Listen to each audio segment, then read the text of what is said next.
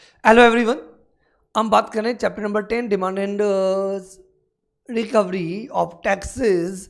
आज हमारा टॉपिक होगा सेक्शन 77। सेक्शन 77 में हम क्या बात करेंगे? सेक्शन 77 के अंदर हम बात करेंगे tax wrongfully collected, tax wrongfully collected and paid to the government।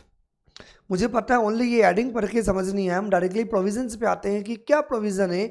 बहुत इंटरेस्टिंग है। सेक्शन 77 सब सेक्शन 1 पे आते हैं हम। सेक्शन 77 सब सेक्शन 1 क्या कहता है?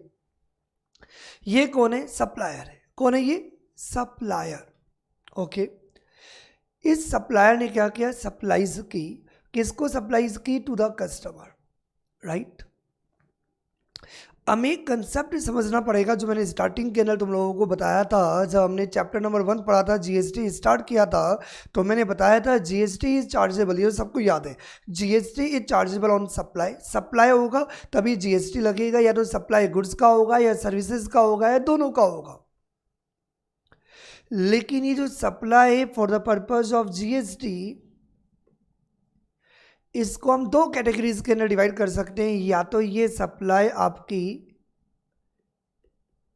इंट्रा स्टेट सप्लाई होगी, और या वो सप्लाई आपकी इंटर स्टेट सप्लाई होगी। मेन जो भी गुड्स या सर्विसेज सप्लाई की जा रही है, जो सप्लाई के ऊपर जीएसटी एप्लीकेबल होगा। लेकिन नेचर ऑफ टैक्स क्या होगा? तो नेचर ऑफ टैक्स को आइडेंटिफाई करने के लिए सप्लाई तो हम दो कैटेगरी के अंदर डिवाइड करते हैं। तो intra state with in the state है, या बिटवीन टू स्टेट है, that is the inter state supply. यदि सप्लायर ने यदि इंट्रा स्टेट सप्लाई की तो देन CGST प्लस SGST आपको पे करना पड़ेगा। और यदि वो स्टेट नहीं है, यूनियन टेरिटरीज है, तो SGST की जगह आपको UTGST पे करना पड़ेगा। मतलब जितना भी GST आपका एप्लीकेबल है, तो आधा CGST लगेगा और आधा SGST will be applicable. Means 18% यदि जीएसटी का रेट ए, तो 9% CGST पे करना पड़ेगा, 9% SGST पे करना पड़ेगा। और यदि वो स्टेट नहीं है तो 9% UTGST आपको पे करना पड़ेगा। लेकिन यदि सप्लायर ने जो सप्लाईज की, वो सप्लाई यदि इंटर स्टेट सप्लाई की डेफिनेशन में कवर्ड है, यदि इंटर स्टेट सप्लाई यदि मानी जाती है, तो देन आपको CGST और SGST नहीं पे करना पड़ेगा। देन यू हैव टू पे IGST, इंटीग्रेटेड जीएसटी आपको पे करना पड़ेगा। किसी स्टूडेंट के दिमाग में ये कंफ्यूजन ये आ रहा है, सर ये क्या होता है इंट्रा स्टेट सप्लाई और इंटर स्टेट सप्लाई? ये प्लेस और सप्लाई वाले चैप्टर के अंदर मैं बहुत डिटेल में बताऊंगा कि सप्लायर ने जो सप्लाई की गुड्स या सर्विसेज, और बहुत कब वो सप्लाई इंट्रा स्टेट सप्लाई के अंदर आएगा और वो कब सप्लाई आपका इंटर स्टेट सप्लाई में आएगा। अभी हमारे लिए रेलिवेंट नहीं है, इतना डिटेल्ड में अभी हम नहीं जाएंगे। प्लेस ऑफ सप्लाई वाले चैप्टर के अंदर मैं तुम्हें बहुत डिटेल्ड में बताऊंगा। अभी क्या समझना है, that is very important. Supplier ने कस्टमर बायर को क्या किया? सप्लाईज की। क्योंकि सप्लाई के ऊपर क्या करना पड़ेगा? जीएसटी पे करना पड़ेगा। तो सप्लायर को लगा कि जो सप्लाई की जा रही है, ये सप्लाईज इंट्रा स्टेट सप्लाई है। क्या ये intra state with in the state? तो जब सप्लायर को लगा कि जो सप्लाई उसने रेसिपिएंट को दी है, ये इंट्रा स्टेट माना जाएगा as per the provision of GST law. तो जीएसटी के प्रोविजंस के अकॉर्डिंग सप्लायर को लगता है कि जो सप्लाई उसने की है वो इंट्रा स्टेट की डेफिनेशन के अंदर कवर्ड है। तो सप्लायर ने क्या किया? गवर्नमेंट को CGST, SGST और UTGST whatever is applicable that is paid to the government। कोई कंफ्यूजन? सही तो अच्छी बात है ना। सुनो तो कहानी तो अब स्टार्ट होती है कि हुआ क्या। सप्लायर को ये लगा था कि ये जो सप्लाईज है ये इंट्रा स्टेट सप्लाई है, तो इंट्रा स्टेट सप्लाई पर उसे कस्टमर से जो भी CGST, SGST वो कलेक्ट किया और कलेक्ट करके गवर्नमेंट को भी पे कर दिया। जब हमने सेक्शन 76 की बात की थी, तो हमने ये बात की थी कि हमने टैक्स कलेक्ट किया लेकिन गवर्नमेंट को पे नहीं किया। लेकिन सेक्शन 77 में हम ये नहीं बोलते, हमने सेक्शन 77 में बोलते हैं कि tax collected and paid to government, but the problem is that wrong tax collected. क्योंकि आपको लगा कि वो सप्लाई इंट्रा स्टेट की डेफिनेशन में आती है, इंट्रा स्टेट सप्लाई माना जाएगा। तो इंट्रा स्टेट के हिसाब से आपने क्या किया? CGST SGST कलेक्ट करके गवर्नमेंट को CGST और SGST और UTGST पे कर दिया, लेकिन लेटर ऑन फ्यूचर में ये डिसाइड हुआ कि जो आपने सप्लाईज की है वो सप्लाई इंट्रा स्टेट सप्लाई नहीं है, that is to be held as an inter state supply. इसका मतलब ये हुआ कि आपको पे करना था IGST, क्योंकि इंटर स्टेट सप्लाई पर लगेगा IGST, तो IGST is payable, but supplier ने गवर्नमेंट को क्या किया, CGST और SGST पे कर दिया। तो तुम लोगों के दिमाग में बिल्कुल सही आ रहा है सर, CGST SGST पे नहीं करना, IGST पे करना है, तो IGST पे कर दो, CGST का रिफंड ले लो। कोई कंफ्यूजन? लेकिन पहले आपको ये समझना पड़ेगा, जो सेक्शन 77 सबसेक्शन 1 है, ये किसका है बेटा? CGST एक्ट 2017 है। कुछ स्टूडेंट के दिमाग में भी आएगा सर मैंने पे तो किया ही ना गवर्नमेंट को, तो सर जो हमने C पे कर दिया, S पे कर दिया, सर IGST के साथ एडजस्टमेंट कर लो। ये एडजस्टमेंट का प्रोविज़न नहीं है, आपको IGST पूरा पे करना पड़ेगा और CGST का आपको रिफंड मिलेगा। लेकिन ये CGST एक्ट है, इसलिए मैं ये नहीं बोलूँगा कि IGST का रिफंड मिलेगा। यही प्रोविजन मैं आगे भी पढ़ाऊंगा, जब IGST एक्ट पढ़ाऊंगा तब मैं IGST एक्ट के अंदर बताऊंगा कि IGST का आपको रिफंड मिलेगा। अभी हम पढ़ रहे हैं CGST एक्ट, तो इसलिए हम CGST के पॉइंट से बात करेंगे कि मैंने CGST पे कर दिया, लेकिन पे करना था IGST, क्योंकि ये सप्लाई इंटर स्टेट सप्लाई, ये सप्लाई इंटर स्टेट सप्लाई, तो मुझे IGST पे करना था, एडजस्टमेंट नहीं होगा। जो दिमाग में आ रहा है ना ना ना ना ना, एडजस्टमेंट का प्रोविजन नहीं है, आपको सेपरेटली पूरा आई पे करना पड़ेगा। तो आई पे करने की बात नहीं कर सकते, तो इसलिए हम क्या बोलेंगे कि आपने गलत टैक्स पे कर दिया, क्योंकि आपको पे करना है आई, आपने क्या पे कर दिया, C और S, तो इसलिए क्या होगा, जो टैक्स आपने पे कर दिया उसका आपको रिफंड मिल जाएगा। तो रिफंड मिल जाएगा CGST का और SGST का और UTGST का, जो भी टैक्स आपने पे किया है उसका रिफंड इज अवेलेबल, एडजस्टमेंट का प्रोविजन नहीं है। IGST पे करना पड़ेगा, लेकिन IGST पेमेंट के बारे में CGST एक्ट नहीं बोल सकता, क्योंकि वो बोलेगा IGST एक्ट, तब मैं तुम लोगों को बताऊंगा, वापस से लिंक करेंगे यही प्रोविज़न। लेकिन अभी तुम्हें याद रखना है कि हमें CGST के पॉइंट से बात करनी है कि इंटर स्टेट सप्लाई आपने माना, तो इंटर स्टेट सप्लाई के हिसाब से आपने CGST और SGST जो भी टैक्सेस एप्लीकेबल थे वो कलेक्ट करके गवर्नमेंट को पे कर दिया। लेकिन बाद में पता चला कि हमने गलत टैक्स गवर्नमेंट को पे कर दिया, क्योंकि ये सप्लाई इंटर स्टेट सप्लाई नहीं है, ये सप्लाई इंटर स्टेट सप्लाई, ये सप्लाई इंटर स्टेट सप्लाई, तो आपको IGST पे करना है। तो आपने गलत टैक्स जो पे किया CGST SGST और UTGST, उसका आपको गवर्नमेंट से रिफंड क्लेम करना है। एक बार हम रेल लैंग्वेज भी पढ़ लेते हैं, जिससे कि आपको प्रॉब्लम नहीं हो। A registered person who has paid, a registered person किसकी बात की जा रही है, सप्लायर की बात की जा रही है। किसकी बात की जा रही है, सप्लायर को ये मिस्टर एक्स बोले तो मिस्टर एक्स की बात हो रही है। Who has paid the central tax और सेंट्रल टैक्स CGST SGST और UTGST एज एप्लीकेबल किसको, on the transaction considered by him to be as an intra state supply. किसको, सप्लायर ने जो कस्टमर को जो सप्लाई की उसने उसे इंट्रा स्टेट सप्लाई माना, उस इंट्रा स्टेट सप्लाई पर आपने गवर्नमेंट को क्या किया, टैक्स पे कर दिया, लेकिन subsequently held to be as an inter state supply. तो जो आपने CGST SGST जो भी आपने टैक्सेस पे किए, तो shall be refunded the amount of taxes so paid in the manner and the subject to condition as may prescribe in the rules. मतलब आपको ये CGST SGST का क्या होगा, रिफंड मिल जाएगा। समझ में आ रहा है सर? बिल्कुल समझ में आ रहा है, बड़ा मजा भी आ रहा है। कभी कभी GST हम ऐसे पढ़ते हैं तो ऐसा लगता है कि सर सब कुछ आता है। आजकल तो प्रोविजंस पढ़ने की बजाय हम बनाने हो लग गए हैं। We are genius. Section 77 subsection 2, ये प्रोविजन भी तुम अपनियां बना लोगे, कनेक्टेड है। कि कुछ स्टूडेंट्स के दिमाग में आ रहा है सर इसका अपोजिट भी तो हो सकता है ना, मतलब ये कि हमारे सप्लायर है, इस सप्लायर ने क्या किया, सप्लाईज की किसको, कस्टमर को, राइट। यहाँ तक कोई कंफ्यूजन किए तो कि इसमें क्या कंफ्यूजन होगा। ये जो सप्लायर ने रेसिपिएंट को, बायर को जो सप्लाईज की, सप्लायर को लगा कि ये जो सप्लाईज हैं, ये सप्लाईज हमने वहां पे क्या माना था, इंट्रा स्टेट। तो यहाँ पे मान लेते हैं कि उसको हमने क्या माना, इंटर स्टेट सप्लाई। तो यदि इसको हमने इंटर स्टेट सप्लाईज माना तो इंटर स्टेट सप्लाईज में हमने क्या किया, गवर्नमेंट को IGST पे कर दिया। यहां तक कोई डाउट? अब तुम लोगों के दिमाग में अपने आप आ रहा होगा, सर हमने माना इंटर स्टेट तो हमने गवर्नमेंट को IGST पे कर दिया, लेकिन बाद में क्या हुआ, subsequently held as an intra state supply, बाद में ये इंट्रा स्टेट सप्लाई डिसाइड की गई।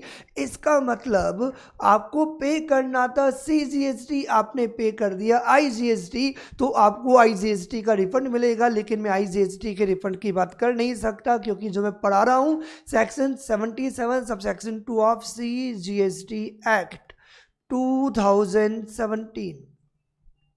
तो CGST एक्ट में हम ये नहीं बोल सकते कि IGST जो आपने पे किया, गलत पे कर दिया, उसका रिफंड क्लेम कर लो, हम ये नहीं बोल सकते।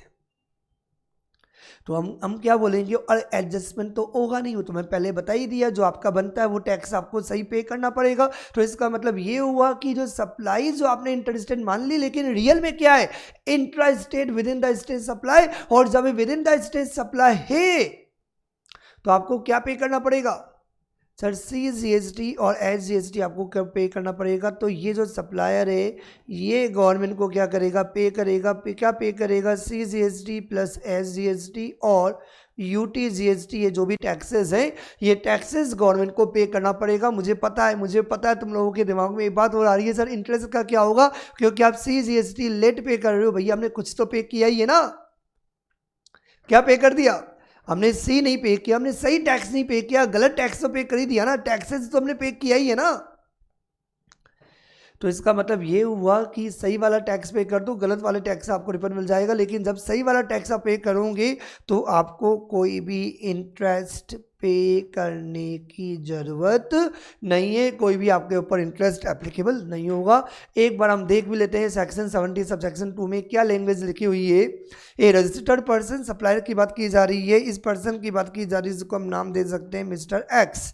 तो मिस्टर एक्स जिसने जो ट्रांजैक्शन की, जो सप्लाईज की टू कस्टमर, और सप्लाईज को क्या माना, इंटर स्टेट सप्लाई, और इंटर स्टेट सप्लाई मान के IGST गवर्नमेंट को पे कर दिया। लेकिन subsequently held to be as an inter state supply, और जब बाद में ये इंटर स्टेट सप्लाई लगा तो आपको पे करना पड़ेगा CGST SGST जो भी टैक्स है एप्लीकेबल है। लेकिन कोई भी इंटरेस्ट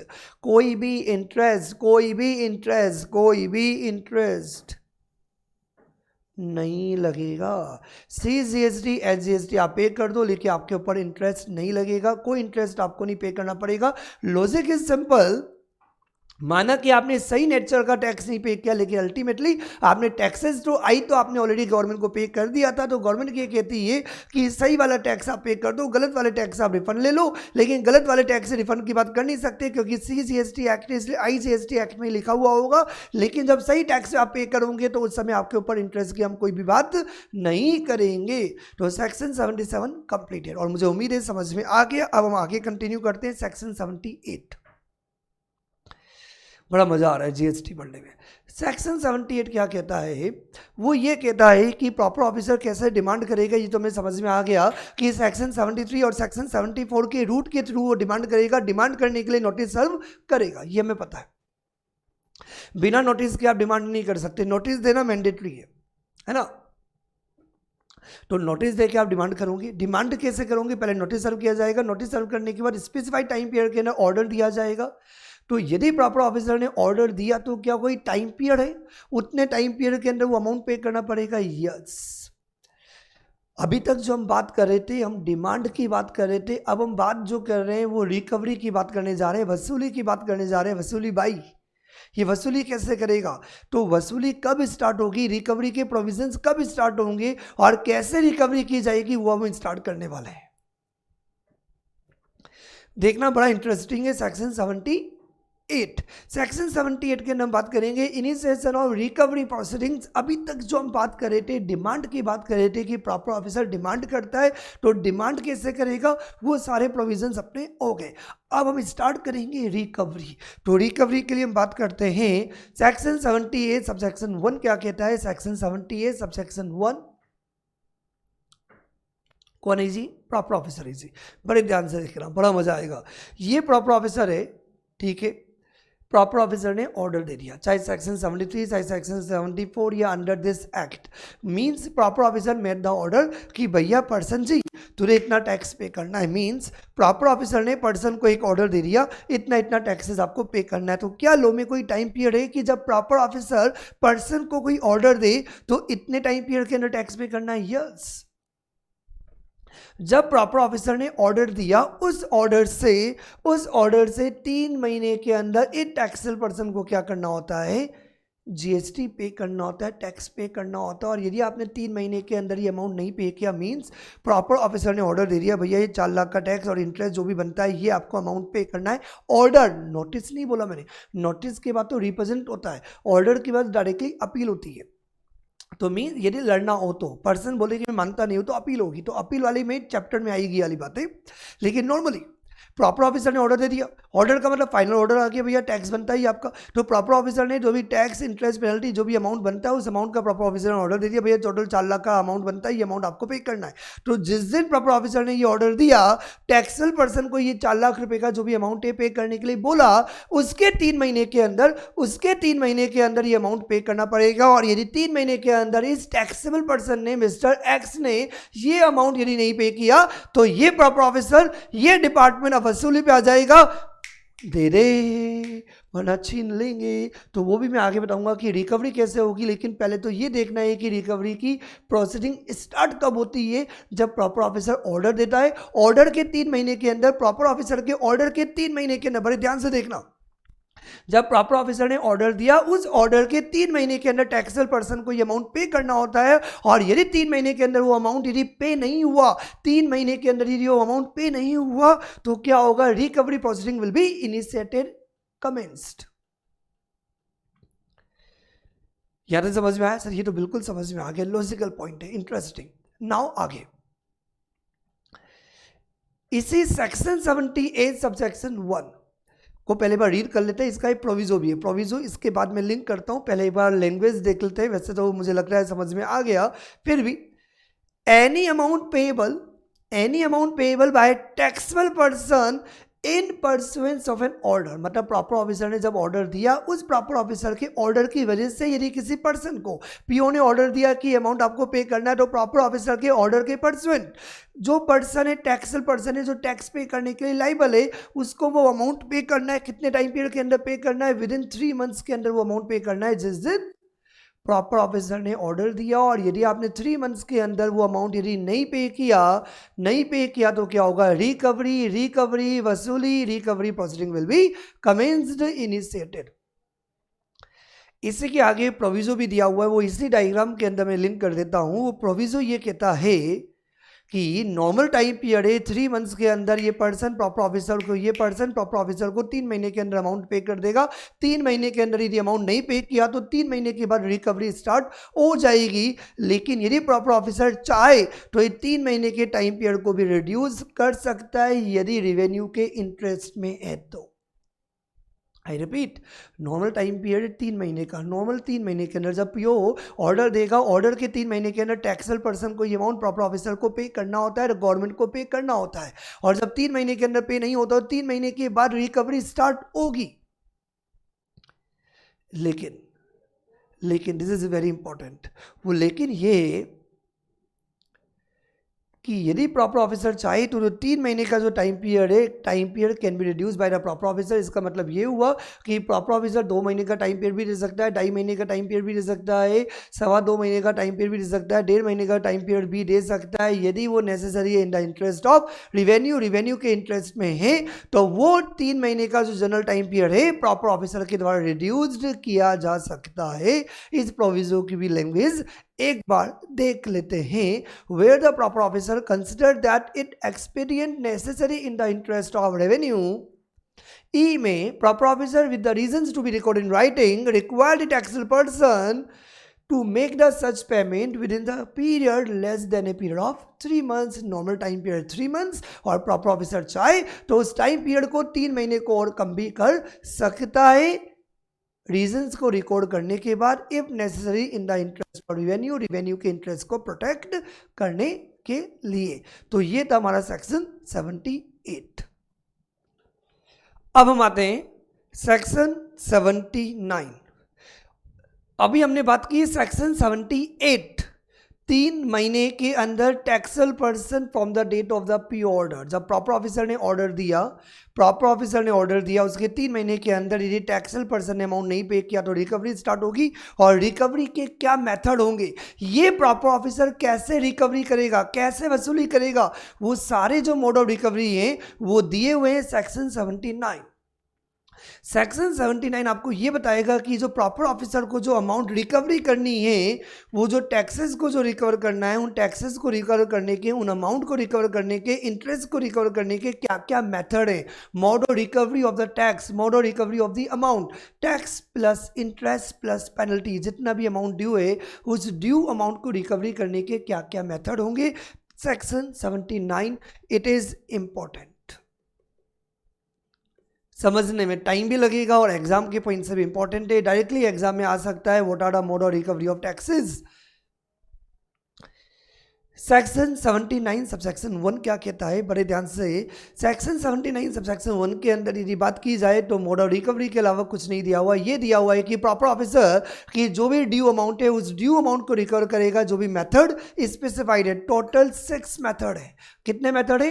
टोटल 6 मेथड है या 6 मोड ऑफ रिकवरी है, जिसके थ्रू ये प्रॉपर ऑफिसर पर्सन से क्या करेगा, रिकवरी करेगा। सेक्शन 79 सबसेक्शन 1 में बहुत इंपॉर्टेंट बात बताई गई है, वो ये है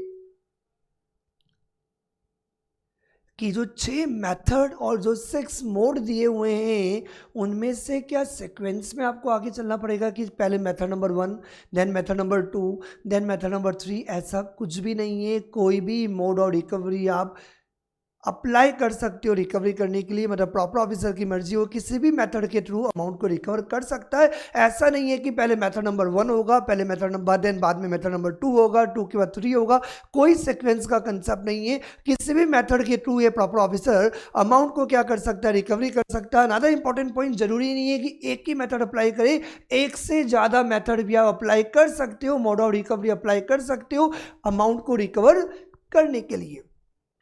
Section 79 subsection 1, where any amount payable by the person, government, proper officer, GST department, तो where any amount payable by the person to the government under the provision of GST Act rules is not paid, वो हम पहले ही बात कर चुके हैं। Section 79 में नहीं है, सेक्शन 78 में पहले बता दिया था कि जब प्रॉपर ऑफिसर ने ऑर्डर दिया उसके 3 महीने के अंदर यदि अमाउंट नहीं पे किया, 3 महीने के अंदर अमाउंट यदि नहीं पे किया तो रिकवरी स्टार्ट होगी। तो यहाँ पे यही दिया है कि पर्सन को यदि कोई भी अमाउंट जीएसटी प्रोविजन के अकॉर्डिंग, यदि टैक्सेस का अमाउंट, इंटरेस्ट का अमाउंट, पेनल्टी का अमाउंट, जो भी अमाउंट गवर्नमेंट को पे करना है, यदि गवर्नमेंट को नहीं पे किया तो प्रॉपर ऑफिसर क्या करेगा, रिकवरी करेगा बाय एनी वन। कोई भी मेथड अप्लाई कर सकता है और एक से ज़्यादा भी मेथड आप अप्लाई कर सकते हो, मोड अप्लाई कर सकते हो रिकवरी करने के लिए। Now we come to the mode of method number 1। Method number 1 बड़ा सिंपल मेथड है। ये मेथड नंबर 1 क्या है, समझना बात। ये प्रॉपर ऑफिसर है, ये जो प्रॉपर ऑफिसर है, इस प्रॉपर ऑफिसर, और ये कौन हुआ हमारा, that is a registered person, that is a Taxol person जो अमाउंट पे करने के लिए लाइबल है। तो that 1 is a proper officer जिसको रिकवरी करनी है और टैक्सल पर्सन को अमाउंट पे करना है, amount to be paid. For example हम समझने के लिए ले लेते हैं कि 5 लाख रुपीज़ का अमाउंट, मतलब जो भी टैक्सेस, इंटरेस्ट, पेनल्टी, जो भी ड्यू अमाउंट है वो 5 लाख रुपए का है। ये जो टैक्सल पर्सन है, इस टैक्सल पर्सन को, प्रॉपर ऑफिसर को, गवर्नमेंट को 5 लाख रुपए का अमाउंट पे करना है। ये प्रॉपर ऑफिसर ये जो 5 लाख रुपीज़ का अमाउंट कैसे रिकवरी करेगा। प्रॉपर ऑफिसर को अमाउंट लेना है और पर्सन को कोई रिफंड या कोई अमाउंट डिपार्टमेंट को देना था। आपको कोई अमाउंट लेना है, पर्सन को कोई अमाउंट लेना है, देना नहीं है, लेना है। मीन्स प्रॉपर ऑफिसर बोलता है टैक्सल पर्सन से, मुझे तुमसे 5 लाख रुपए लेने हैं। या you can say taxable person proper officer को 5 लाख रुपए देना है, एंड देन ये जो प्रॉपर ऑफिसर है, ये प्रॉपर ऑफिसर को देना है और लेना है। या पर्सन के पॉइंट से बोला जाए तो पर्सन 5 लाख रुपए प्रॉपर ऑफिसर को देगा एंड प्रॉपर ऑफिसर को कोई रिफंड का अमाउंट या कोई any other amount, for example 5 lakh rupees अपन ले लेते हैं कि कोई अमाउंट लेना है, तो तुम लोगों के दिमाग में समझ में आ रहा होगा, जब पर्सन प्रॉपर ऑफिसर को 5 लाख देना बनता है और 5 लाख लेना भी बनता है, तो दे के लेने का क्या लेना देना, तो इनको आप आपस में क्या कर सकते हो, एडजस्ट भी कर सकते हो, सेट ऑफ भी कर सकते हो। नहीं समझ में आ रहा? पहला मेथड ये बोलता है कि प्रॉपर ऑफिसर जी सुनो बात, यदि आप पर्सन से 5 लाख रुपए का अमाउंट यदि मांगते हो तो 5 लाख लेना है और कोई रिफंड का अमाउंट उसी पर्सन को आपको देना है। तो जो आपको लेना है और कोई रिफंड का अमाउंट उस पर्सन को देना है, तो जो लेना और देना है, जो लेनदारी देनदारी है, जो पेमेंट लेना है, जो पेमेंट देना है, उसको आप आपस में क्या कर सकते हो, एडजस्ट कर सकते हो, सेट ऑफ कर सकते हो। This is the method number 1। एक बार लैंग्वेज भी हम साथ में साथ रीड करते रहेंगे, जिससे कि ये जो चार्ट जो मैं बना रहा हूँ, मतलब ये कि जो तुम लोगों की जो समरी कॉपी जो होगी, जो नोट्स जो तुम बनाओगे, उसमें तुम लोग प्रीफर करना कि यही नोट डाउन करो। लैंग्वेज तो स्टूडेंट खुद भी बना सकता है, क्योंकि we are a student of final, क्योंकि हमें वैसे भी वर्ड टू वर्ड याद नहीं करना होता है, हमें कंसेप्ट समझना होता है। तो इसलिए जो आपके जो नोट्स होने चाहिए वो चार्ट फॉर्म में होने चाहिए, और जितना ज़्यादा डायग्राम बना के करोगे उतना बेटर रहेगा।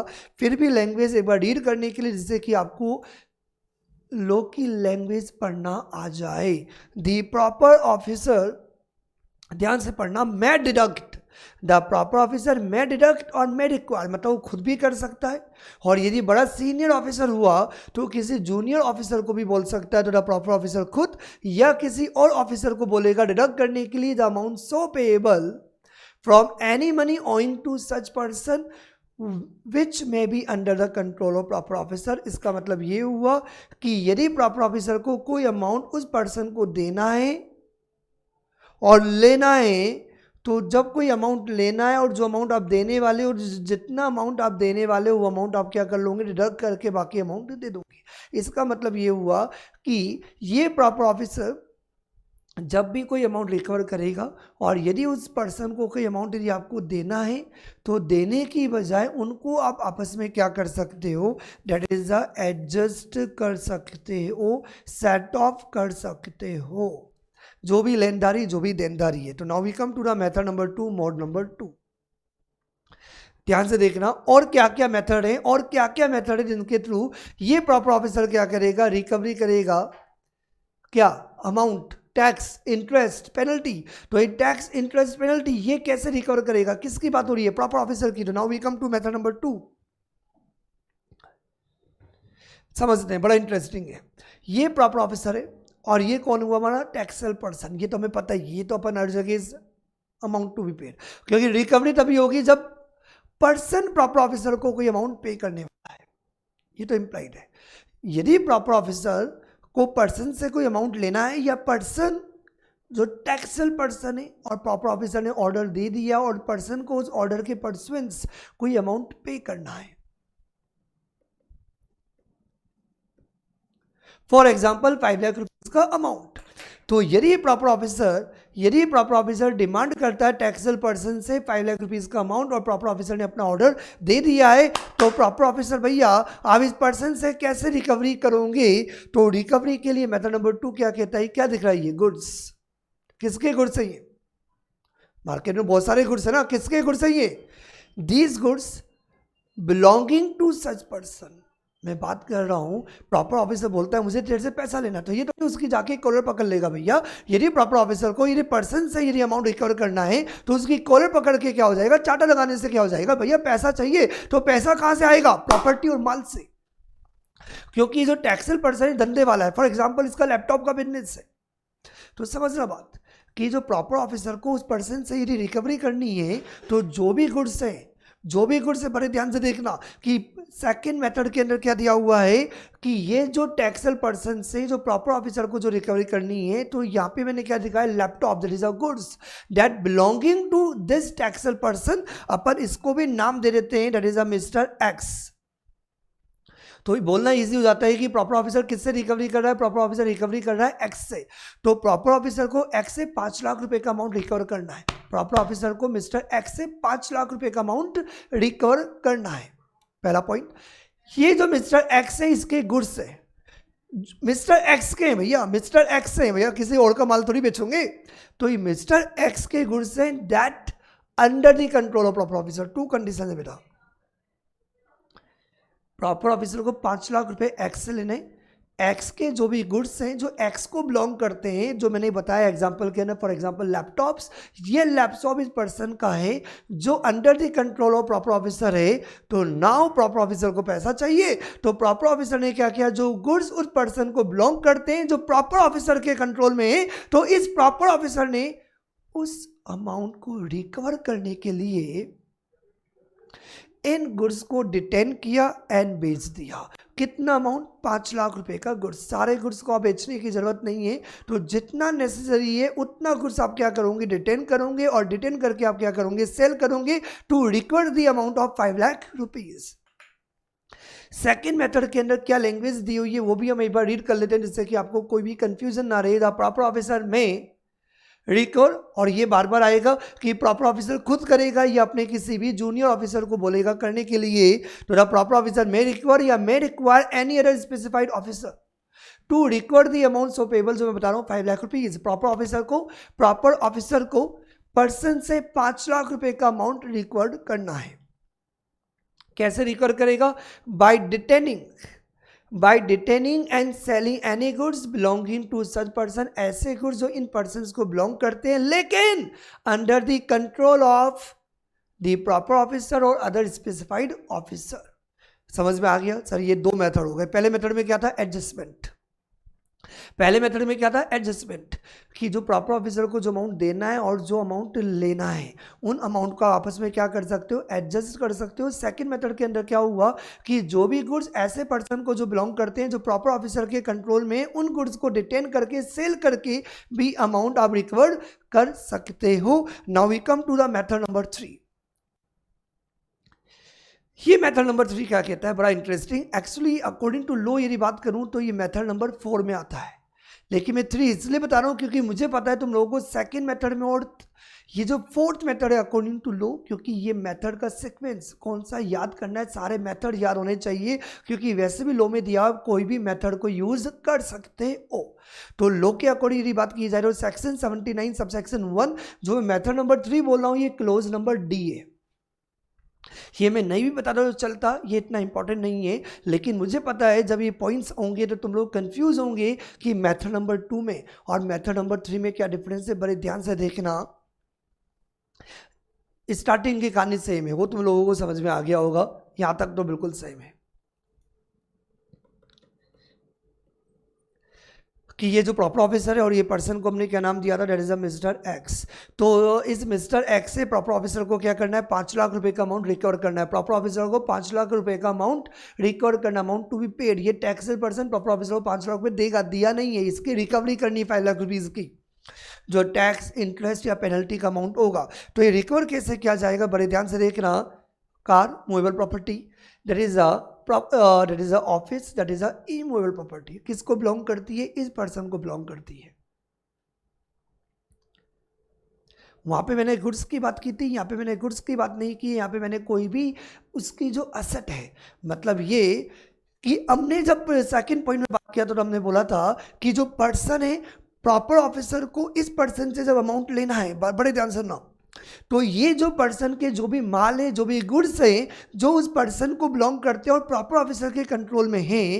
लेकिन जो थर्ड मेथड है, थर्ड मेथड के अंदर बोला कि इस पर्सन की जितनी भी मूवेबल प्रॉपर्टीज है और कोई भी इमूवेबल प्रॉपर्टीज, ऑब्वियसली उसकी असेट तो होगी ना, तो इस पर्सन की जो भी मूवेबल प्रॉपर्टीज है और जो भी इमूवेबल प्रॉपर्टीज है जो इन पर्सन को बिलोंग करती है, ऑब्वियसली यदि आपको एक्स से यदि अमाउंट रिकवर करना है तो एक्स की तो प्रॉपर्टी लाइबल होगी ना, वाई की प्रॉपर्टी की लाइबल होगी। तो इस एक्स की चाहे कोई मूवेबल प्रॉपर्टीज हो, चाहे कोई भी इमूवेबल प्रॉपर्टीज हो जो एक्स को बिलोंग करती है, और यहाँ पे कोई भी लाइन ऐसी नहीं है, डिफरेंस यही है, under the control of proper officer. जब ने सेकंड मेथड पढ़ा था, सेकंड मेथड के अंदर बहुत इंपॉर्टेंट था under the control of proper officer, under the control of proper officer. लेकिन थर्ड मेथड के अंदर under the control of proper officer वाली बात नहीं है। जो भी प्रॉपर्टीज एक्स की है, चाहे मूवेबल प्रॉपर्टीज हो चाहे इमूवेबल प्रॉपर्टीज हैं, उन इमूवेबल प्रॉपर्टीज और मूवेबल प्रॉपर्टीज को पहले बार धमकाया जाएगा प्रॉपर ऑफिसर के द्वारा। तो प्रॉपर ऑफिसर पहले क्या करेगा,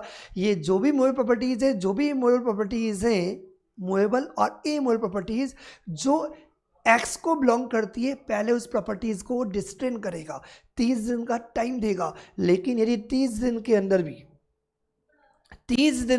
भी डिस्ट्रेन करने के, डिस्ट्रेन अपने पास लेने के, परेजन लेने से डिस्ट्रेन करने के, तो यदि प्रॉपर ऑफिसर ने उस प्रॉपर्टी को डिस्ट्रेन किया, तो डिस्ट्रेन करने के भी 30 दिन के अंदर यदि उस पर्सन एक्स ने यदि अमाउंट नहीं पे किया, अमाउंट रिमेन्स अनपेड, तो प्रॉपर ऑफिसर क्या करेगा, प्रॉपर ऑफिसर बोलेगा अल्टीमेटली मुझे अमाउंट चाहिए, मुझे पैसा चाहिए, तो कैसे लूँ मैं, रिकवरी कैसे करूँ।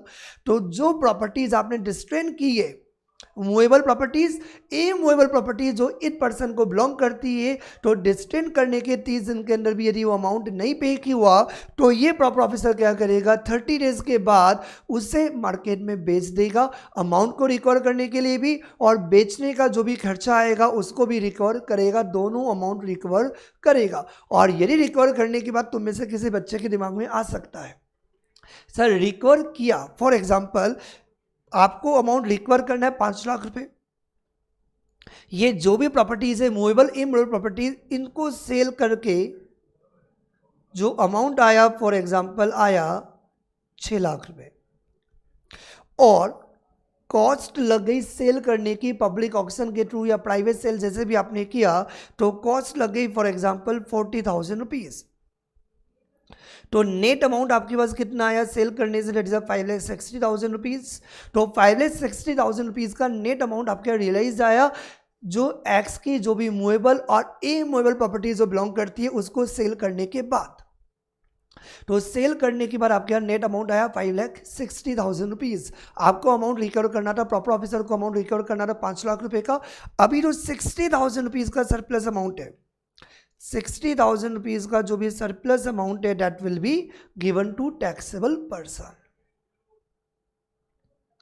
क्योंकि ऑब्वियसली प्रॉपर्टीज किसकी है भैया, प्रॉपर्टी आपकी थोड़ी है, प्रॉपर्टी किसकी है, उस पर्सन की है, एक्स की प्रॉपर्टीज है। तो एक्स की प्रॉपर्टीज, अब सिंपल सी बात है अमाउंट रिकवरी करनी है। प्रॉपर ऑफिसर बोलेगा कहाँ से रिकवरी करूँ, क्योंकि सिंपल सी बात है एक्स की कॉलर पकड़ के एक्स से चाटा लगा के पैसा तो ले नहीं सकते, तो पैसा कहाँ से लूँगे, फ्रॉम द प्रॉपर्टीज। तो एक्स को जो भी प्रॉपर्टी बिलोंग करती है, जो भी उसकी मूवेबल प्रॉपर्टीज है, जो भी उसकी इमूवेबल प्रॉपर्टीज है, उन प्रॉपर्टीज को पहले डिस्ट्रेन किया जाएगा, 30 दिन का वक्त दिया जाएगा, 30 डेज के अंदर यदि अमाउंट पे हो जाता है बहुत अच्छी बात है, प्रॉपर्टी रिटर्न हो जाएगी। लेकिन 30 डेज के अंदर यदि अमाउंट रिमेन्स अनपेड, तो 30 डेज के बाद ये प्रॉपर ऑफिसर उन प्रॉपर्टीज को सेल करके अमाउंट रिकवर करेगा, और जो भी सरप्लस अमाउंट होगा that will be given to the taxable person, that will be given to the mister x.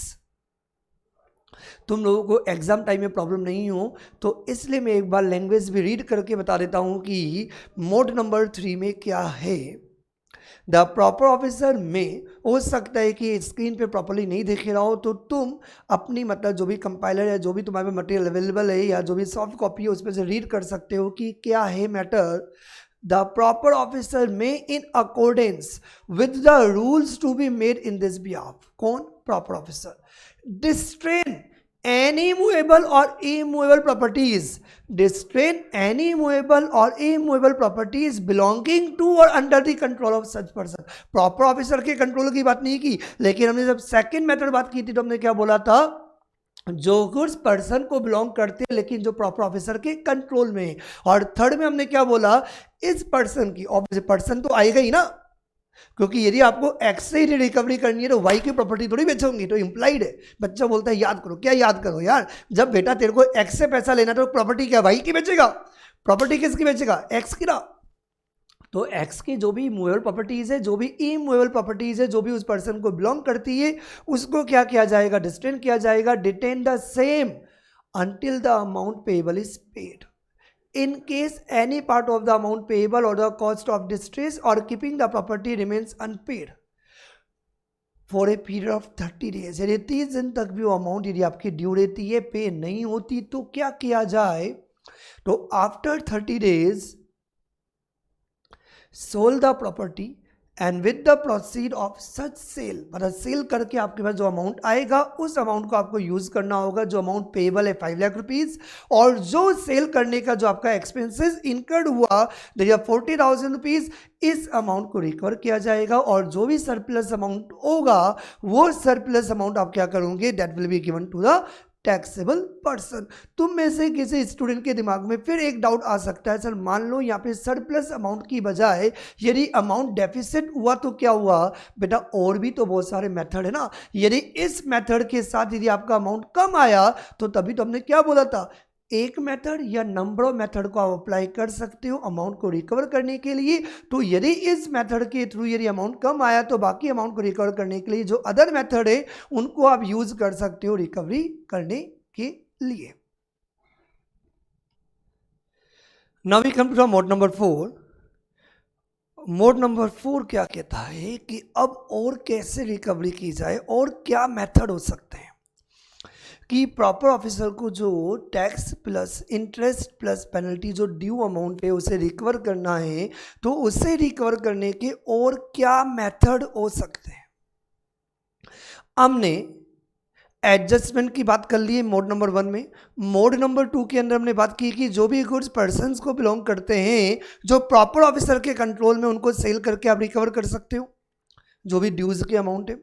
और ड्यू अमाउंट आप रिकवर कर सकते हो जो भी मोबाइल प्रॉपर्टीज और जो भी ई मोबाइल प्रॉपर्टीज इस पर्सन को बिलोंग करती है उनको सेल करके मनी रिकवर कर सकते हो। और क्या मेथड होगा? ये प्रॉपर ऑफिसर है, दिमाग चलाओ। ज़्यादा से ज़्यादा हमेशा जब भी पढ़ाई किया करो तो ये बात किया करो, सोचा करो कि क्या हो सकता है। हमेशा से पढ़ते रहोगे तो कंसेप्ट आपको याद नहीं रहेंगे, लेकिन यदि हम थोड़ा सा लॉजिक लगाने का ट्राई करेंगे कि यदि मैं प्रॉपर ऑफिसर हूँ, मुझे बोला जाए किसी पर्सन से रिकवर करने के लिए, तो मैं कैसे और क्या क्या तरीके हो सकते हैं कि मनी को रिकवर कर सकता हूँ। समझना बात, I am the proper officer, I have to recover the money from the X. तो जो पर्सन एक्स से यदि मुझे मनी रिकवर करनी है तो रिकवरी करने का तरीका क्या होगा? क्योंकि उसकी मूवेबल प्रॉपर्टी की बात कर चुके हो, इमूवेबल प्रॉपर्टी की बात कर चुके हो, गुड्स की बात कर चुके हो, एडजस्टमेंट की बात कर चुके हो। मुझे एक्स से पैसा लेना है और एक्स बोलता है पैसा नहीं है, पैसा नहीं है, पैसा नहीं है। तो दिमाग में एक आइडिया आया, इसका पीएनबी में अकाउंट है जिसमें 5 लाख रुपया पड़ा है, 6 लाख रुपये पड़ा है, 7 लाख रुपये पड़ा है। इसको इंश्योरेंस कंपनी से भी अभी 4 लाख रुपये का क्लेम आने वाला है। कोई पर्सन इसके ब्याह पे मनी ओल्ड करता है। कुछ बात समझ में आई? मीन्स प्रॉपर ऑफिसर को एक्स से रिकवर करना और एक्स को कोई मनी वाई से रिकवर करनी है, या इसके ब्याह पे यदि कोई मनी यदि ओल्ड करता है। कुछ समझ में आ रही बात? ध्यान से देखना डायग्राम को। ये तो अपन ने जितने भी मेथड है सब में एक कॉमन बात पढ़ी है कि प्रॉपर ऑफिसर है उसे क्या करना है जो भी पर्सन है, और यहाँ पे हम क्या करेंगे जो मिस्टर एक्स है जो टैक्सेबल पर्सन है, मिस्टर एक्स को हम क्या बोलेंगे? Person in default. क्या बोलेंगे? इस मोड नंबर 4 में हम यहाँ पे इस पर्सन को क्या बोलेंगे? एक्स को person in default. Obviously default ही तो किया है इसने, जो भी टैक्स इंटरेस्ट और पेनल्टी का अमाउंट नहीं पे किया, ड्यू अमाउंट को नहीं पे किया, तो ये this person is also known as person in default. तो ये जो person in default is X, तो प्रॉपर ऑफिसर को इस पर्सन से 5 लाख रुपए का अमाउंट रिकवर करना है। और ये हुआ कोई भी इंडिविजुअल पर्सन, कोई भी बैंकिंग कंपनी। मैंने एग्जांपल के लिए 2 ही पॉइंट यहाँ पे 2 इमेजेस दिखाई है। कोई इंश्योरेंस कंपनी भी हो सकती है, कोई पोस्ट ऑफिस भी हो सकता है। जो एनी पर्सन, इसको मैंने क्या बोला? Banking company, insurance company, post office, कोई भी पर्सन जो मिस्टर एक्स के ब्याह पे मनी ओल्ड करता है या मिस्टर एक्स को कोई अमाउंट पे करने के लिए लायबल है, और ये पर्सन को हमने क्या बोल दिया? Any person. तो चेन क्या बनी है? चेन ये बनी है कि प्रॉपर ऑफिसर को एक्स से रिकवरी करनी है और एक्स को वाई से रिकवरी करनी है। इस पर्सन को हमने क्या नाम दे दिया? That is the mister Y. तो आप इसको मिस्टर वाई भी बोल सकते हो, कोई बैंकिंग कंपनी भी हो सकती है, कोई इंश्योरेंस कंपनी भी हो सकती है, कोई पोस्ट ऑफिस भी हो सकता है जो इस पर्सन के ब्याह पे मनी को ओल्ड करता है या फ्यूचर में मनी ड्यू होने वाली है। कुछ दिमाग में आइडिया आ रहा है क्या? ये पॉइंट तो बड़ा सिंपल सा है वन लाइन में, लेकिन जैसे ही पॉइंट अपन बताते हैं तो बहुत सारे क्वेश्चन राइज होते हैं, इसलिए इसमें 7 पॉइंट्स दिए हुए हैं इस मेथड में। मेथड तो बड़ा सिंपल सा है कि प्रॉपर ऑफिसर को एक्स से रिकवरी करनी है, एक्स से पैसा तभी तो लोगे, उसका पैसा कहीं और पड़ा है तो डायरेक्टली जाओ, उसका पैसा पड़ा है वहीं से पैसा लेके आ जाओ, क्योंकि एक्स तो देने वाला नहीं है, एक्स से बोलता दे दूंगा दे दूंगा दे दूंगा, ये प्रॉपर ऑफिसर है, प्रॉपर ऑफिसर को एक्स से रिकवरी करनी है, एक्स बोलता है दे दूंगा दे दूंगा दे दूंगा, एक्स का पैसा कोई और होल्ड करता है, डायरेक्टली प्रॉपर ऑफिसर उस एनी पर्सन को, ये प्रॉपर ऑफिसर एनी पर्सन को, ओ तुम एक्स का पैसा होल्ड करते हो ना, तो एक काम करो ये पैसा मेरे को दे दो। समझ में आ रहा है? ध्यान से देखना, बड़ा इंटरेस्टिंग है। मीन्स एक बार वापस से पूरा ये समझा देता हूं कि क्या है, प्रॉपर ऑफिसर को एक्स से 5 लाख रुपीस का अमाउंट रिकॉर्ड करना है और एक्स को वाई या बैंकिंग कंपनी या इंश्योरेंस कंपनी से कोई 6 लाख रुपीस का मनी रिकॉर्ड करना है, मनी लेना है या उसका राइट बनता है, मतलब इतना मनी बनता है। तो नाउ ध्यान से देखना, ये प्रॉपर ऑफिसर एनी पर्सन को एक राइटिंग में नोटिस दे रहा है। तो मेथड क्या हुआ रिकॉर्ड करने का? बड़ा सिंपल हुआ।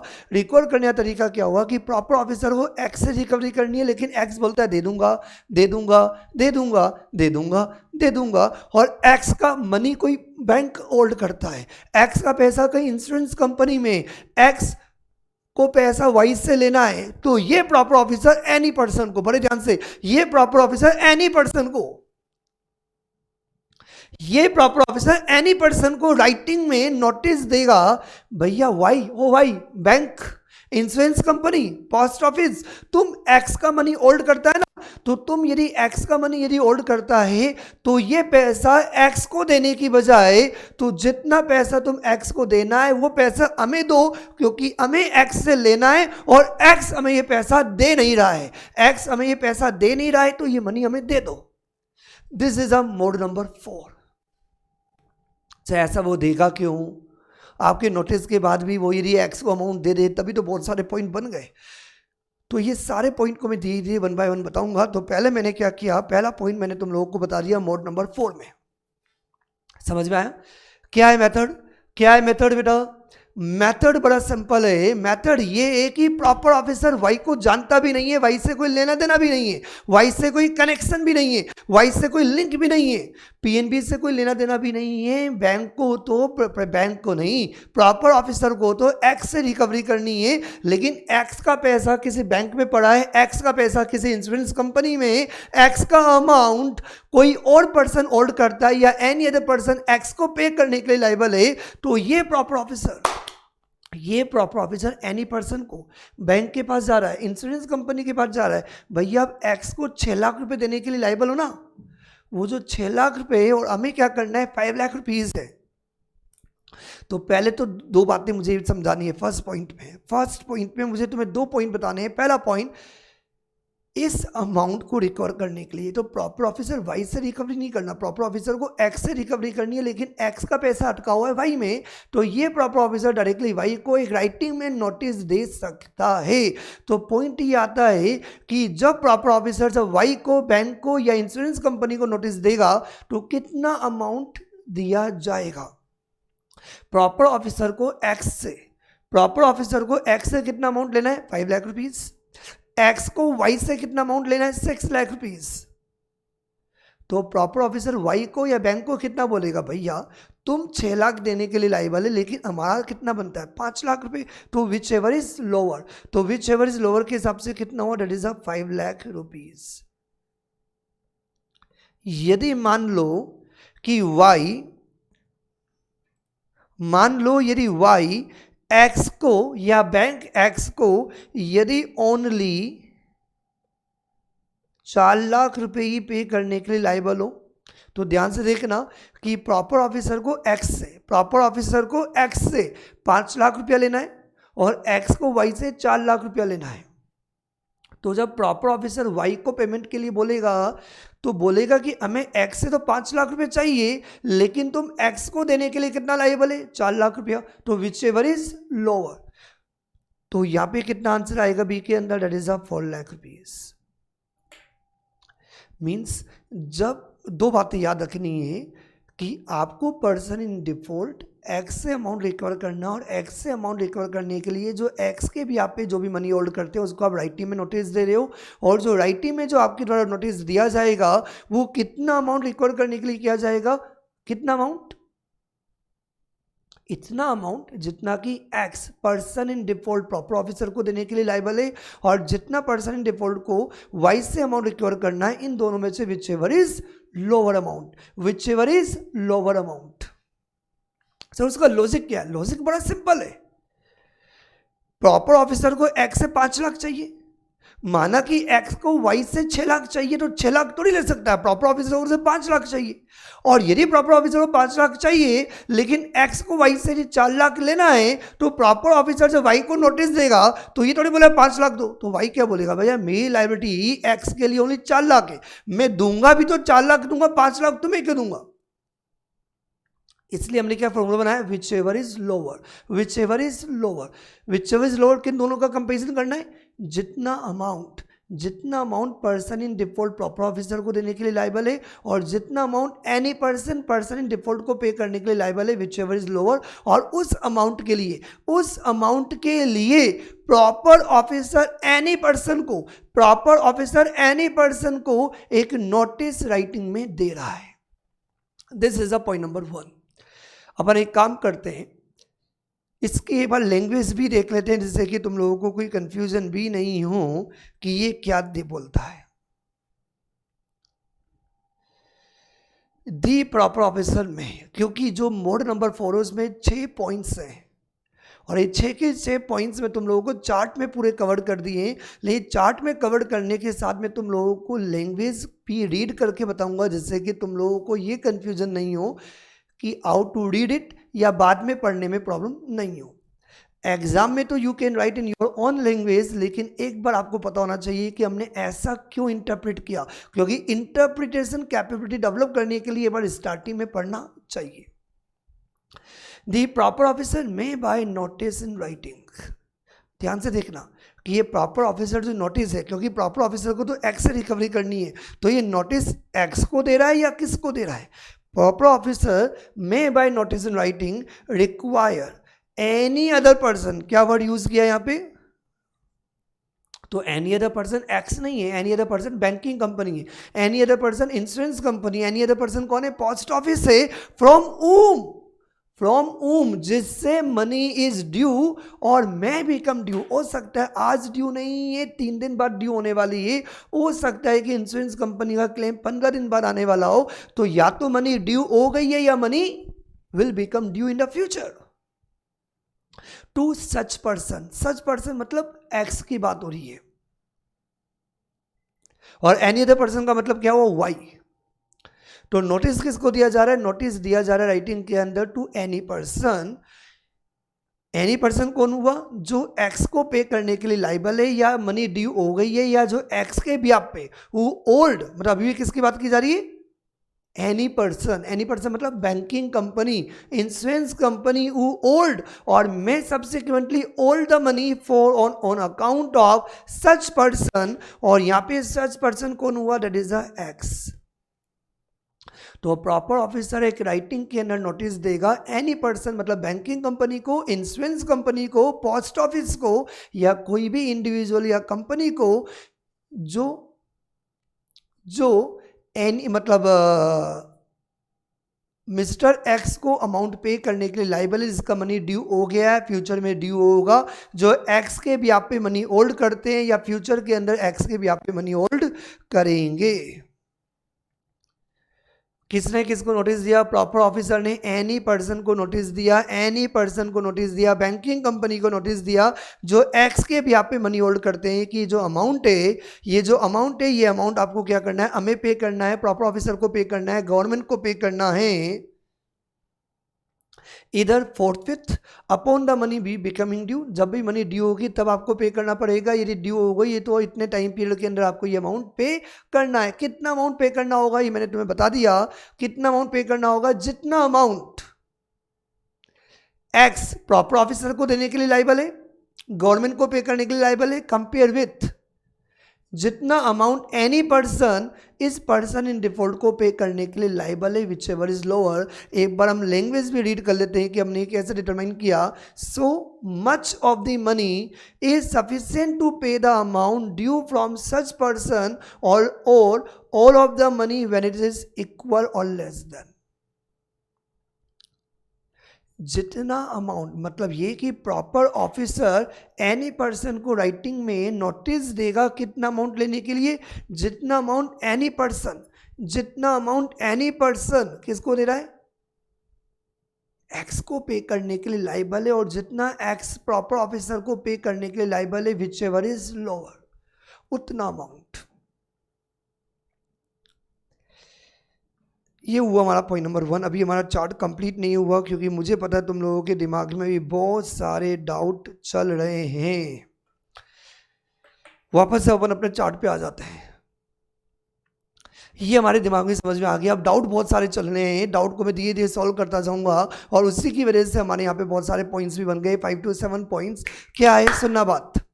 ये तो समझ में आ गया कि इस मेथड के अंदर क्या है। इस मेथड के अंदर ये है कि प्रॉपर ऑफिसर को एक्स से मनी रिकवर करनी है और एक्स से मनी रिकवर करने के लिए वो एनी पर्सन को राइटिंग के अंदर नोटिस दे रहे हैं उस मनी को रिकवर करने के लिए। सर यदि एनी पर्सन यदि पे करने से मना कर दे तो वो बोले कि भैया मेरा प्रॉपर ऑफिसर से क्या लेना देना है, मैं तुम्हें क्यों पे करूं, तो इसलिए हमें पता था तुम ऐसी बेकी बातें करेगा, तुम ऐसा वर्ड बोलेगा, तो इसलिए ही लॉ मेकर्स ने पहले कवर कर दिया कि proper officers of any person. Proper officer कौन, प्रॉपर ऑफिसर ने any person, bank, insurance company, post office, इनको नोटिस दिया मनी रिकवर करने के लिए, तो वो बैंक, वो इंश्योरेंस कंपनी, वो एनी पर्सन जो एक्स के ब्याह पे मनी होल्ड करते हैं या फ्यूचर के अंदर मनी होल्ड करेंगे, यदि उनको नोटिस दिया तो बड़े ध्यान से पढ़ना क्या लिखा हुआ है, बाउंड टू कंप्लाई विथ।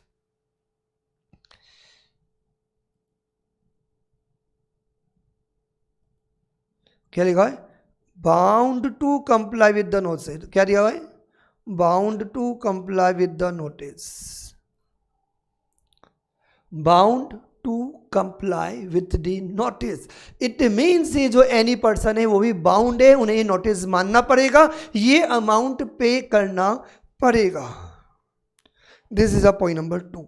तो एक काम करते हैं, लैंग्वेज भी हम एक बार रीड कर लेते हैं कि लॉ मेकर्स ने क्या लैंग्वेज कवर की है for the point number 2।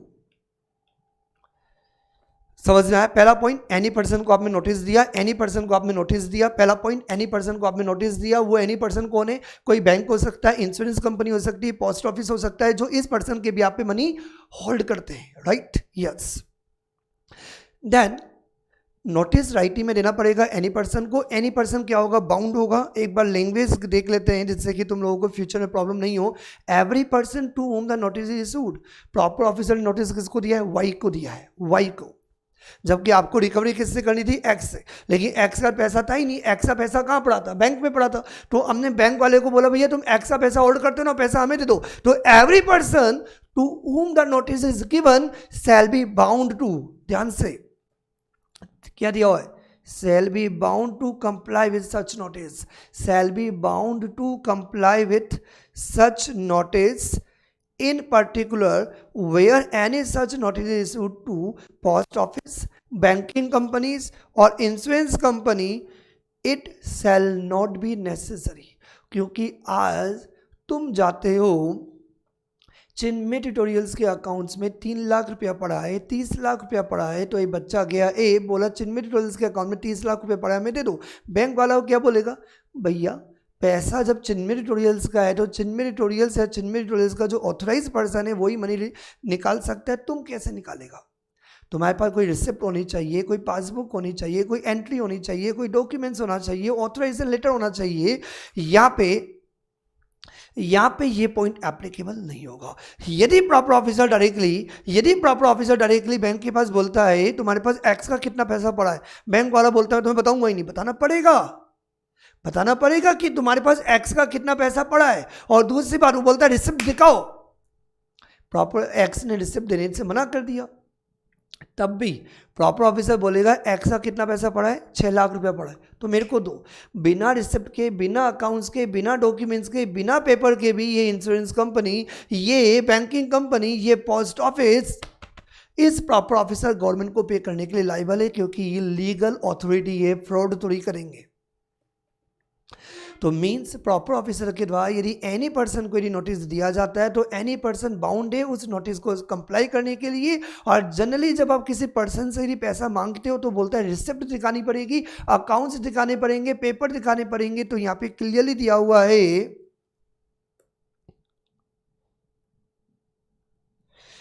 It shall not be necessary to produce any passbook, deposit receipt or policy or any other document for the purpose of an entry notwithstanding। Generally क्या होता है, generally तो यही होता है, bank के अंदर आप जाओगे तो बैंक वाला बोलेगा आप रिसिप्ट दिखाओ, हम आपको पेमेंट कर देंगे। No receipt, no paper, no documents, no amount, बाहर में जाए practice.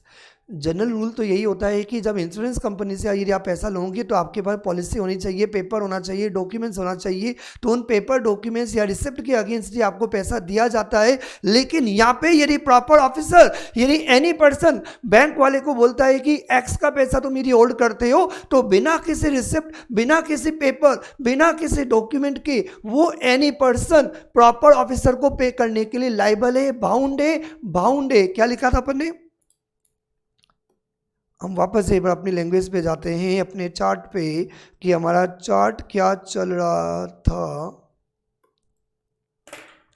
Bound to comply with notice कहा था पॉइंट नंबर 2 में, bound to comply with notice. आगे कंटिन्यू करते हैं। समझ में आ रहा है सर? बहुत मजा आ रहा है।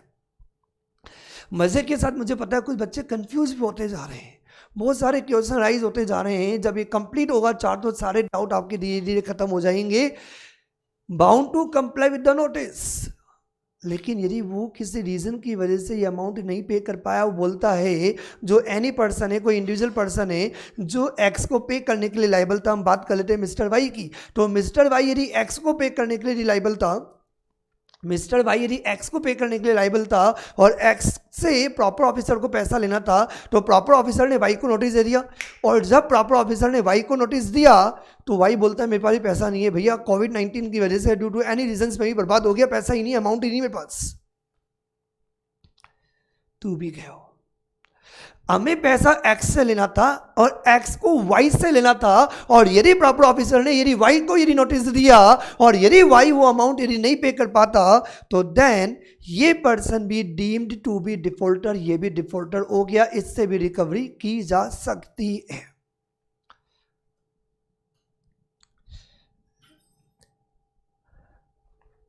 एनी पर्सन को हम नोटिस देके राइटिंग के अंदर नोटिस देके हम अमाउंट रिकवर करोगे। जो नोटिस दिया जाएगा एनी पर्सन को, एनी पर्सन बाउंड होंगे उन नोटिस को कंप्लाई करने के लिए। 2 पॉइंट्स।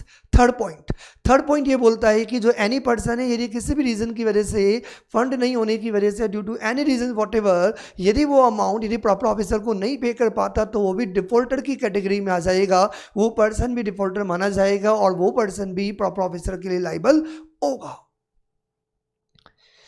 तो एक बार इसकी लैंग्वेज हम देख लेते हैं कि लॉ मेकर्स ने क्या लैंग्वेज यूज की है फॉर द पॉइंट नंबर 3। अब तो तुम लोगों को थोड़ा सा लैंग्वेज भी हैबिचुअल हो गया होगा। In case the person to whom the notice issued, मैं एक्स की बात नहीं कर रहा हूँ। हमने अभी जो मोड ऑफ रिकवरी पढ़ा तो हमने नोटिस किसको दिया था? वाई को। तो किसकी बात हो रही है? वाई की बात हो रही है।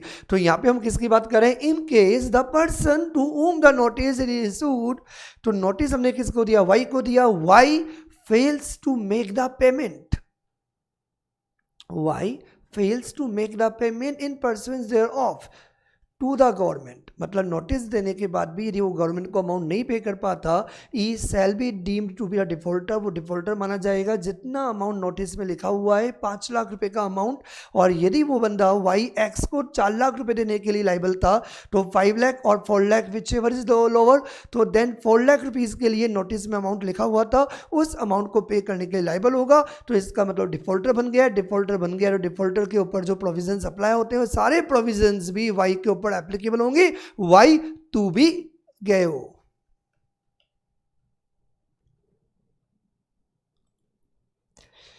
यस, अपना चार्ट अभी कंटिन्यू है, तो हमारे 3 पॉइंट्स हो गए। सर अभी बहुत सारे डाउट हैं, समझो मुझे पता है।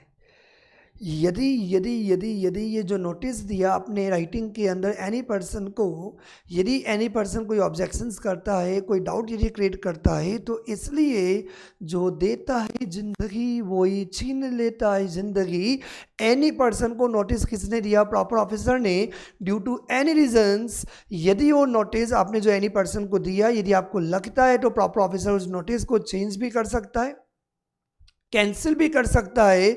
और यदि एनी पर्सन बोलता है हाँ मुझे एक्स को अमाउंट पे तो करना लेकिन मुझे 4 महीने का टाइम दे दो, तो टाइम भी ग्रांट कर सकता है। मुझे पता है कि मुझे आपको कोई अमाउंट नहीं पे करना, मुझे एक्स को अमाउंट पे करना और एक्स आपको पे करने के लिए लायबल है, तो इसलिए मैं ये अमाउंट आपको पे कर तो दूंगा, लेकिन मैं आपको 10 दिन में ये अमाउंट नहीं पे कर पाऊंगा, मुझे ज़्यादा टाइम चाहिए। तो इसका मतलब ये हुआ कि एक बार जब प्रॉपर ऑफिसर ने एनी पर्सन को नोटिस दिया तो बोला कि 10 डेज में ये अमाउंट पे कर दो, तो देन नोटिस देने के बाद भी उस नोटिस को आप चेंज कर सकते हो, नोटिस को प्रॉपर ऑफिसर कैंसिल कर सकता है और टाइम पीरियड भी ज़्यादा ग्रांट कर सकता है। This is a point number 4। समझ में आ रही बात? अब एक बार हम देख लेते हैं कि पॉइंट नंबर 4 की क्या लैंग्वेज यूज की गई है। पॉइंट नंबर 4 क्या कहता है? द ऑफिसर, मतलब प्रॉपर ऑफिसर जो नोटिस दे रहा है, मे एट एनी टाइम, कभी भी अमेंड, चेंज कर सकता है, कैंसिल कर सकता है नोटिस को। और जो टाइम पीरियड आपने दिया था एनी पर्सन को, फॉर एग्जांपल आपने बोला 10 डेज के अंदर ये अमाउंट आपको मेरे को देना है, और 10 डेज का जो आपने टाइम पीरियड दिया उसको आप एक्सटेंड भी कर सकते हो।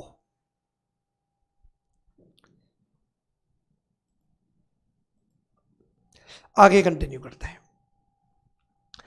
वैसे एग्जाम में यदि पूरा क्वेश्चन 3 नंबर का हो और यदि ये लिखा हुआ हो कि what are the mode of recovery, तब तो आपको ये जो मोड नंबर 4 है इतना डिटेल्ड में आपको बताने की ज़रूरत नहीं है। लेकिन यदि कोई क्वेश्चन यदि आपका ओनली मोड नंबर 4 के रिगार्डिंग है, तो आपको सारे पॉइंट्स पता होने चाहिए, पूरा कंसेप्ट क्लियर होना चाहिए, तो हमें डिटेल्ड में पढ़ना है विथ वर्ड टू वर्ड। तो यहाँ पे जो proper officer any person mind में बिल्कुल क्लियर हो गया है कि बैंक, इंश्योरेंस कंपनी जो इस एक्स के भी आप पे मनी होल्ड करते हैं, और क्या बातें हो सकती है? सर ऐसा भी तो हो सकता है कि प्रॉपर ऑफिसर ने क्या किया, प्रॉपर ऑफिसर ने वाई को नोटिस दिया, बैंक को नोटिस दिया राइटिंग के अंदर कि तुम एक्स के भी आप पे इतना मनी होल्ड करते हो, तो ये अमाउंट आपको एक्स को नहीं देना, ये अमाउंट हमें देना है। आपने नोटिस दे दिया राइटिंग के अंदर, जो हमने पॉइंट नंबर 1 में पढ़ा था, बिल्कुल पढ़ा था। उस नोटिस की वजह से उस वाई ने क्या किया, बैंक, उस वाई ने बैंक ने इंश्योरेंस कंपनी वो अमाउंट जो एक्स को पे करना था, एक्स को पे करने की बजाय प्रॉपर ऑफिसर गवर्नमेंट को पे कर दिया। लेकिन ये जो वाई है, ये ध्यान से देखना, ये जो वाई है, वाई की जो लाइबिलिटी है, वाई की लाइबिलिटी किधर है? वाई की लाइबिलिटी एक्स की तरफ है। लेकिन वाई ने क्या किया, वाई ने ये किया कि जब प्रॉपर ऑफिसर ने नोटिस दिया, तो नोटिस की वजह से ये अमाउंट प्रॉपर ऑफिसर को पे कर दिया। तो यदि वाई ने प्रॉपर ऑफिसर के नोटिस की वजह से जो अमाउंट एक्स को देना था, एक्स को पे करने की बजाय, एक्स को पे करने की बजाय यदि उसने ये अमाउंट प्रॉपर ऑफिसर को दे दिया, तो ये होगा कि अमाउंट दिया किसने है? वाई का तो कोई अमाउंट है ही नहीं, ये अमाउंट है किसका? एक्स का। तो एक्स की जितनी भी लाइबिलिटीज है, एक्स की लाइबिलिटी डिस्चार्ज हो जाएगी, मतलब पर्सन इन डिफॉल्ट डिस्चार्ज हो जाएगा, क्योंकि ये माना जाएगा कि ये अमाउंट एक्स ने ही पे किया है। क्योंकि लॉजिक है कि इस वाई का प्रॉपर ऑफिसर के साथ तो कोई कनेक्शन है भी नहीं। प्रॉपर ऑफिसर ने इसको नोटिस दिया था, किसको? एनी पर्सन को, बैंक को, कि आप जो भी एक्स के भी आप पे मनी होल्ड करते हो, ये अमाउंट बैंक ने क्या किया, नोटिस मिलने के बाद प्रॉपर ऑफिसर को दे दिया। तो यदि ये bank insurance company, post office या कोई इंडिविजुअल पर्सन, कोई भी कंपनी, यदि नोटिस मिलने के बाद ये पर्सन्स यदि प्रॉपर ऑफिसर को पूरा अमाउंट यदि पे कर देते हैं तो person in default that is a mister X, तो ये क्या हो जाएगा, डिस्चार्ज हो जाएगा। मतलब ये माना जाएगा कि एक्स ने ये अमाउंट पे कर दिया। मतलब जितना अमाउंट, अब सुनना बात ध्यान से, जितना अमाउंट वाई ने प्रॉपर ऑफिसर को दिया, जितना अमाउंट वाई ने प्रॉपर ऑफिसर को दिया, उसके लिए एक्स की लायबिलिटी क्या हो जाएगी, डिस्चार्ज हो जाएगी। पर्सन इन डिफॉल्ट क्या होगा, डिस्चार्ज हो जाएगा। समझ में आ रही बात? तो ये हमारा था पॉइंट नंबर 5। इसकी लैंग्वेज भी एक बार हम देख लेते हैं जिससे कि तुम लोगों को प्रॉब्लम बिल्कुल भी नहीं हो।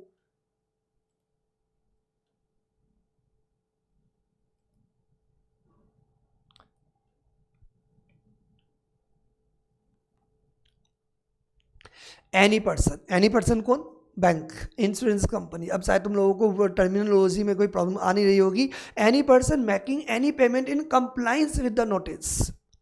किसने नोटिस दिया था, प्रॉपर ऑफिसर ने।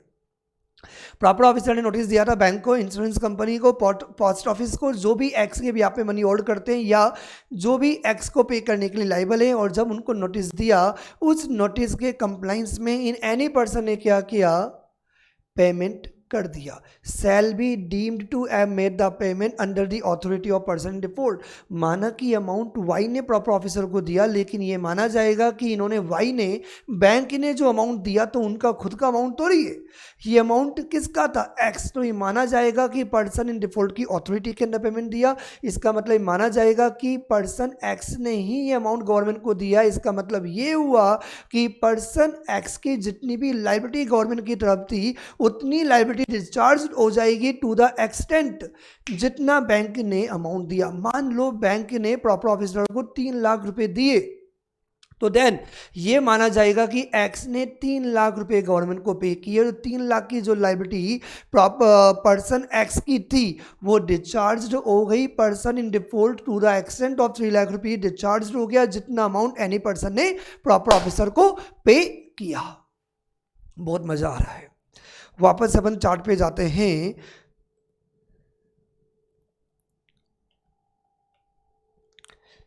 अब और क्या हो सकता है, ये जो वाई था ना, वाई ये चंटू था। वाई ने बोला एक्स तो मेरे मतलब का है, 15 साल से हम साथ में धंधा कर रहे हैं, मैं ये अमाउंट प्रॉपर ऑफिसर को क्यों दूं, क्योंकि प्रॉपर ऑफिसर को देने से मुझे क्या फ़ायदा होगा। सिंपल सी बात है, ये मेरा भाई बंधु है, मेरी कास्ट का है, मेरा इसके साथ बिजनेस होता है, मुझे करोड़ों का धंधा ला के देता है, मेरे इतनी सालों से टर्म्स है, बिजनेस अच्छे रिलेशंस हैं। तो सिंपल सी बात है, जैसे ही प्रॉपर ऑफिसर ने वाई को नोटिस दिया तो वाई ने इमीडिएटली क्या किया, एक्स को अमाउंट दे दिया। कुछ बात समझ में आ रही है? प्रॉपर ऑफिसर ने वाई को बोला, भाई तुम एक्स के यहाँ पे जो 5 लाख रुपए अमाउंट होल्ड करते हो, जो भी अमाउंट होल्ड करते हो वो अमाउंट हमें दे दो। तो वाई ने क्या किया, ये अमाउंट प्रॉपर ऑफिसर को देने की बजाय, ये अमाउंट उस पर्सन ने ये अमाउंट एक्स को ही दे दिया, क्योंकि उसकी ओरिजिनल लायबिलिटी एक्स की ही थी। तो उसने ये अमाउंट एक्स को दे दिया। उसने बोला मुझे बीच में पढ़ना नहीं है, क्योंकि एक्स मुझे आगे से बिजनेस देगा नहीं, रिलेशन खराब हो जाएंगे। वो बोलेगा भैया ऐसा क्यों करता है, ये पैसा मेरे को दे दो, क्योंकि एक्स चाहता है कि पैसा मेरे को मिल जाए। ये प्रॉपर ऑफिसर ने तो वाई को नोटिस दे दिया, और ये अपन ने पढ़ा भी था कि जो नोटिस प्रॉपर ऑफिसर ने वाई को दिया तो Y bound to comply with the notice है। मान लो प्रैक्टिकल लाइफ बहुत अलग होती है। तो नोटिस के बाद यदि वाई ने ये अमाउंट प्रॉपर ऑफिसर गवर्नमेंट को पे करने की बजाय यदि एक्स को दे दो, तो प्रॉपर ऑफिसर की तो गई। क्या कर लेगा तू, ऐसे कैसे कर ले, भी मेरी बेइज्जती कर रहे हो, इंसल्ट कर रहे हो यार। कुछ बात समझ में आई? वाई, ओ वाई, ये अमाउंट मैंने तेरे को क्या बोला था, मेरे को देना था ना। मेरे नोटिस के बाद भी तू ये अमाउंट एक्स को देता, हाउ डेयर यू। अब तेरे को खसूंगा मैं। कुछ समझना बात। जब मैंने तेरे को बोला कि अमाउंट तुझे मेरे को देना है, you are insulting me, how dare you. ये अमाउंट तुमने कैसे दिया, अब मैं तेरी भी प्रॉपर्टी बेच दूंगा, तू भी पर्सनली लायबल है। इंसल्ट कैसे की तूने मेरी, मैं गवर्नमेंट का बंदा हूं, गवर्नमेंट की इंसल्ट करोगे तुम, हाउ डेयर यू। ध्यान से देखना, बड़ा इंटरेस्टिंग है ये point number 6। Even after the notice, कौन, एनी पर्सन को प्रॉपर ऑफिसर ने जब नोटिस दिया तो प्रॉपर ऑफिसर के नोटिस के बाद भी यदि ये any person, banking company, insurance company या कोई individual person, even after the notice इन्होंने क्या किया, एक्स को ये अमाउंट पे कर दिया, तो भाई ओ वाई ओ वाई वाई वाई जी सुनो जी, तू तो गयो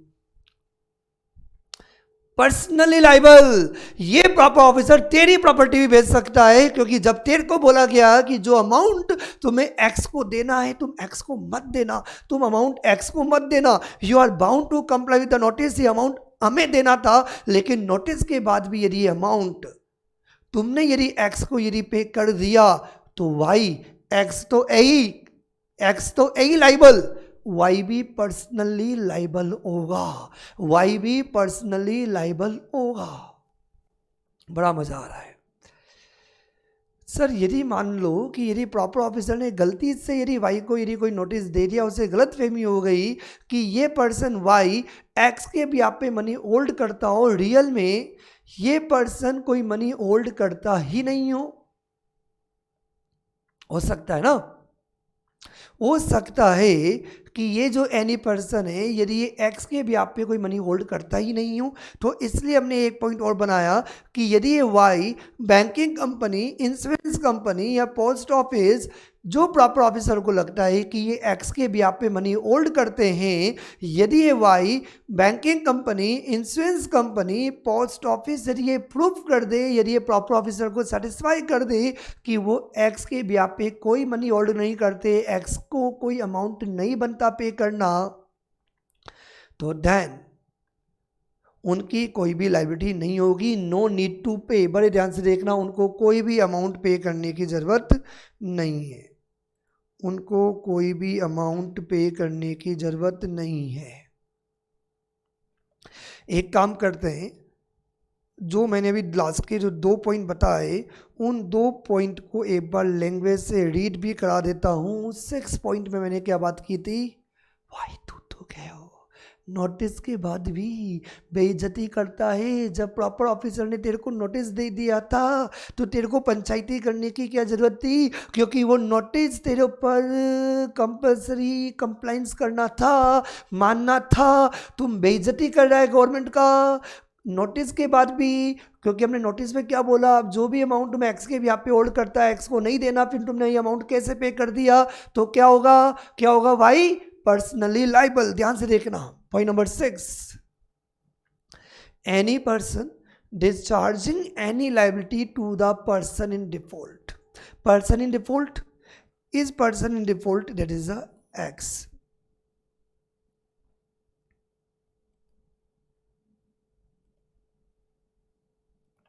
ये पर्सन इन डिफॉल्ट कौन हुआ, दैट इज द एक्स। ये एनी पर्सन कौन है, that is the mister Y.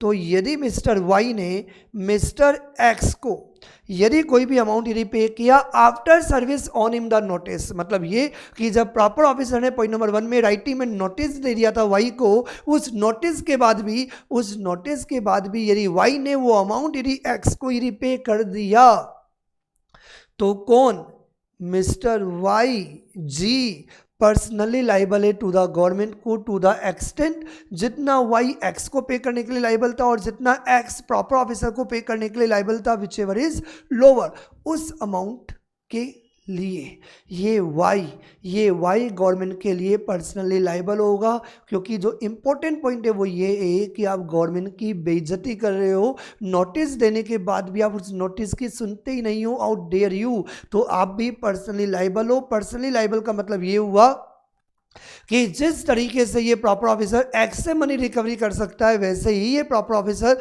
Y से भी रिकवरी कर सकता है। बायो तू भी गयो। तो लास्ट पॉइंट नंबर 7,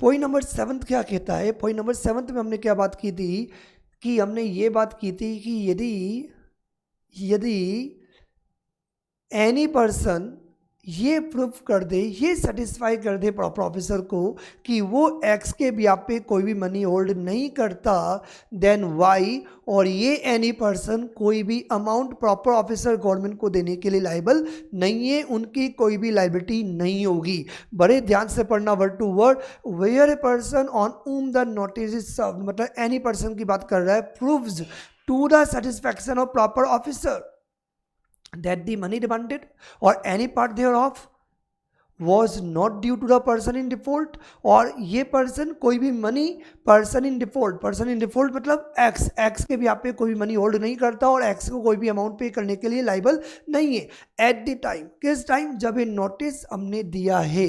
किसको दिया नोटिस?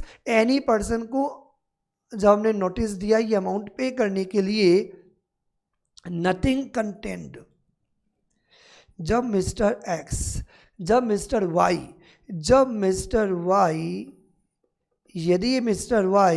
यदि प्रॉपर ऑफिसर को सेटिस्फाई कर दे कि मिस्टर वाई मिस्टर एक्स से भी आप पे कोई भी मनी होल्ड नहीं करता, मिस्टर वाई मिस्टर एक्स को कोई भी अमाउंट पे करने के लिए लाइबल नहीं है, तो इस सेक्शन का कोई भी प्रोविजन मिस्टर वाई के ऊपर एप्लीकेबल नहीं होगा। इसका मतलब मिस्टर वाई प्रॉपर ऑफिसर को कोई भी अमाउंट पे करने के लिए लाइबल नहीं है। और मुझे उम्मीद है ये पॉइंट तुम लोगों को बहुत अच्छे तरीके से समझ में आ गया होगा। कितने मेथड हो गए? मोड नंबर 4 थोड़ा बड़ा था लेकिन हमें समझ में आ गया, एनी पर्सन बहुत अच्छी तरह समझ में आ गया। तो आगे कंटिन्यू करते हैं। हमने स्टार्टिंग में बात की थी there are 6 mode of recovery. तो प्रॉपर ऑफिसर के 4 मेथड ऑफ रिकवरी तो हमने बात कर लिया। और ये मैंने स्टार्टिंग में ही जब सेक्शन 79 सब सेक्शन 1 स्टार्ट किया था तभी मैंने ये बता दिया था सेक्शन 79 सब सेक्शन 1 में बता दिया था, एनी और मोर, एक या एक से ज़्यादा कोई भी मेथड को आप यूज़ कर सकते हो, मतलब ओनली एक ही मेथड के थ्रू भी यूज़ कर सकते हो और वो एक कोई भी होगा जो प्रॉपर ऑफिसर की मर्जी होगी, और या एक से ज़्यादा मेथड भी आप अप्लाई कर सकते हो इन मनी को रिकवर करने के लिए। अब तक हमने 4 मेथड की बात कर ली। Now we come to the 5th method, ये प्रॉपर ऑफिसर इस पर्सन एक्स से कैसे अमाउंट रिकवरी करेंगे।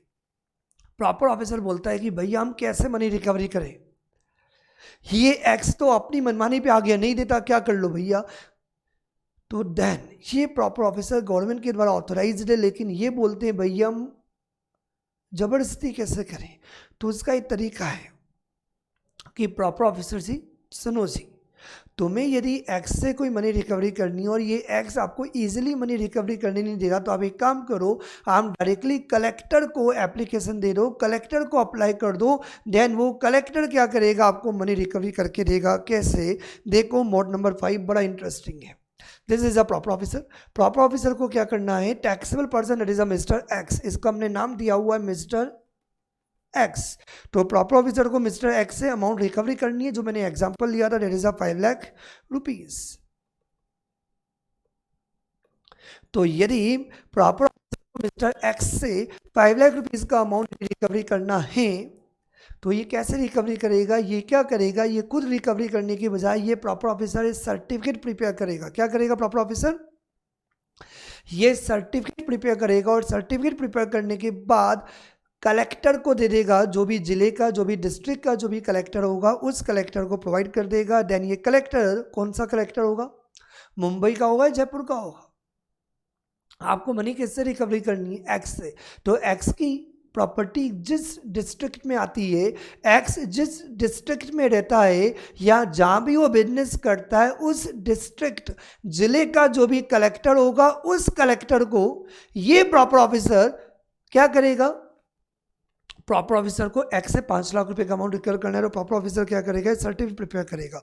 उस सर्टिफिकेट के अंदर क्या करेगा, पर्सन का नेम आ जाएगा कि हमें मिस्टर एक्स से कितना अमाउंट रिकवर करना है, तो पर्सन का नेम, उसका अमाउंट और उसका जो भी एड्रेस होगा ये सब मेंशन करने के बाद ये प्रॉपर ऑफिसर सर्टिफिकेट प्रिपेयर करके कलेक्टर को दे देगा। कौन सा कलेक्टर होगा, ये कलेक्टर उस डिस्ट्रिक्ट का होगा जहाँ ये टैक्सेबल पर्सन, जहाँ ये टैक्सेबल पर्सन क्या करता है, जहाँ ये टैक्सेबल पर्सन की प्रॉपर्टी हो, जहाँ ये रहता हो या ये बिजनेस करता हो। यहाँ तो समझ में आई बात। तो देन ये कलेक्टर क्या करेगा, इससे मनी को रिकवरी करेगा एज ए एरियर्स। एरियर्स मतलब बकाया जो भी होता है ऑफ द लैंड रिवेन्यू। जैसे लैंड की रिवेन्यू को रिकवरी की जाती है वैसे ही ये कलेक्टर क्या करेगा, इस पर्सन से अमाउंट को रिकवर करेगा। इट मीन्स प्रॉपर ऑफिसर खुद मनी को रिकवर करने की बजाय प्रॉपर ऑफिसर क्या करेगा, सर्टिफिकेट प्रिपेयर कर देगा कि मिस्टर एक्स से हमें 5 लाख रुपए का अमाउंट रिकवर करना है और यही उसका एड्रेस है। देन ये सर्टिफिकेट आपने साइन करने के बाद दे दिया डिस्ट्रिक्ट कलेक्टर को। देन कलेक्टर उस अमाउंट को 5 लाख रुपए के अमाउंट को रिकवरी करेगा as a arrears of land revenue, as a arrears of land revenue. तो जिस तरीके से जमीन की आय को, लैंड रिवेन्यू को, बकाया को अपन रिकवरी करते हैं वैसे ही ये टैक्सेस और इंटरेस्ट और पेनल्टी और ड्यू अमाउंट को भी क्या किया जाएगा, प्रॉपर ऑफिसर नहीं कलेक्टर के द्वारा रिकवरी किया जाएगा। देन कलेक्टर क्या करेगा, प्रॉपर ऑफिसर गवर्नमेंट को दे देगा। एक बार लैंग्वेज रीड कर लेते हैं। मोड नंबर 5 में क्या है, the proper officer may prepare a certificate sign by him. बिना साइन के तो कोई सर्टिफिकेट की वैल्यू होती नहीं है। स्पेसिफाइंग द अमाउंट ड्यू, ये बताएगा कितना अमाउंट ड्यू है, किस पर्सन से अमाउंट ड्यू है, एंड कलेक्टर को दे देगा उस डिस्ट्रिक्ट के इन विच सच पर्सन मतलब एक्स की बात हो रही है, जहाँ उसकी प्रॉपर्टी है, जहाँ वो रहता हो या वो बिजनेस करता हो, या जो भी ऑफिसर ऑथोराइज्ड है उस ऑफिसर को दे देगा। या तो कलेक्टर को दे देगा या जो भी ऑफिसर ऑथोराइज्ड है बाय द गवर्नमेंट उनको क्या करेगा, सर्टिफिकेट बनाने के बाद दे दिया जाएगा। तो प्रॉपर ऑफिसर खुद इन्वॉल्व होने की बजाय कलेक्टर को बोल देता है कि तुम रिकवरी करो, या जो भी ऑफिसर गवर्नमेंट के द्वारा ऑथोराइज्ड है उनको सर्टिफिकेट प्रिपेयर करके प्रोवाइड किया जाता है, तुम्हें मनी की रिकवरी करनी है। नाउ कलेक्टर या जो भी officer authorised by the government है on the receipt of certificate they will proceed to recover from such person the amount specified in the certificate as if it were an arrears of land revenue. Now we come to the last mode of recovery, that is a mode number 6. ये mode number 6 का कहता है और हम कैसे recovery करें। Mode number 5 में हमने क्या किया, प्रॉपर ऑफिसर ने खुद ने रिकवरी करने की बजाय सर्टिफिकेट बना के कलेक्टर को दे दिया। देन कलेक्टर उस सर्टिफिकेट के आधार पे पर्सन से रिकवरी करेगा as an arrears of land revenue. अब क्या करें, मोड नंबर 6 के अंदर हम जो मनी रिकवरी की जाती है, क्योंकि जब प्रॉपर्टीज़ की बात आ गई, सारी बातें आपने कर ली, गुड्स की बात कर ली, प्रॉपर्टी की बात कर ली, एनी पर्सन की बात कर ली, कलेक्टर को भी कवर कर लिया, तो मोड नंबर 6 में एक पॉइंट और आया, मजिस्ट्रेट को एप्लीकेशन दे दो, कोर्ट को एप्लीकेशन दे दो। तो मोड नंबर 6 क्या कहता है, ये प्रॉपर ऑफिसर, सेम पॉइंट होगा स्टार्टिंग का, तो कि प्रॉपर ऑफिसर को मिस्टर एक्स से क्या करना है, फॉर एग्जाम्पल 5 लाख रुपए का अमाउंट रिकवर करना है, राइट। तो रेन ये प्रॉपर ऑफिसर इस 5 लाख रुपए के अमाउंट को रिकवर करने के लिए प्रॉपर ऑफिसर को इस पर्सन मिस्टर एक्स से क्या करना है, 5 लाख रुपए का अमाउंट रिकवर करना है। तो 5 लाख रुपीज का अमाउंट को रिकवर करने के लिए ये प्रॉपर ऑफिसर एक एप्लीकेशन दे रहा है। किसको एप्लीकेशन दे रहा है, to the magistrate. Then magistrate मतलब प्रॉपर ऑफिसर का बटन खत्म। प्रॉपर ऑफिसर को मिस्टर एक्स से 5 लाख रुपए का अमाउंट रिकवर करना है, तो मिस्टर एक्स नहीं, प्रॉपर ऑफिसर डायरेक्टली मजिस्ट्रेट के पास चला गया, उसने एप्लीकेशन दी और मजिस्ट्रेट को बोला कि हमें एक्स से 5 लाख रुपए का अमाउंट रिकवर करना है। नाउ अब प्रॉपर ऑफिसर को कुछ भी नहीं करना, अब किसको करना है, मजिस्ट्रेट को करना है। मजिस्ट्रेट क्या करेगा, इस पर्सन मिस्टर एक्स से रिकवरी करेगा as an fine impose by him. Means collector recovery करता है as a arrears of land revenue और मजिस्ट्रेट रिकवर करता है कि जैसे उसके द्वारा कोई फाइन इम्पोज किया जाता है, जैसे फाइन की रिकवरी की जाती है मजिस्ट्रेट के द्वारा, वैसे ही ये जो भी टैक्सेस है, ड्यूज है, उनकी रिकवरी करेगा। इसका मतलब ये हुआ 6 मेथड के अंदर प्रॉपर ऑफिसर मजिस्ट्रेट को एप्लीकेशन दे रही। Now magistrate will recover the amount from the X as fine impose by him. जैसे कि यदि उसने फाइन यदि इम्पोज किया हो मजिस्ट्रेट ने, जैसे वो किसी पर्सन से रिकवरी करता है वैसे ही इन ड्यू अमाउंट की भी वो क्या करेगा, मिस्टर एक्स से रिकवरी करेगा। एक बार हम लैंग्वेज रीड कर लेते हैं, बाहर में जाए सीआरपीसी, क्योंकि यदि आपने मजिस्ट्रेट की बात की तो सीआरपीसी को बीच में आना, तो हमने बोला चुप रहना, बीच में मत बोलना, हम बोल रहे हैं ना, ज़्यादा फालतू बातें नहीं करने का।